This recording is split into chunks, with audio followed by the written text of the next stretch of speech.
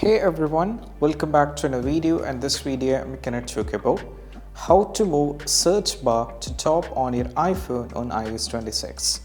So let's get started. So if you go over here in a Safari, right now as you can see, most probably the search bar is at the bottom, and if you wanted to change it, this is what we have to do.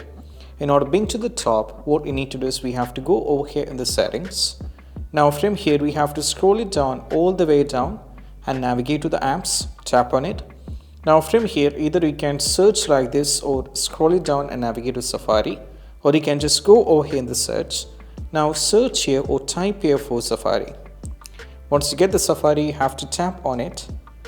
Now from here you have to scroll it down a little bit, and over here the tabs, you can see this has been set into bottom.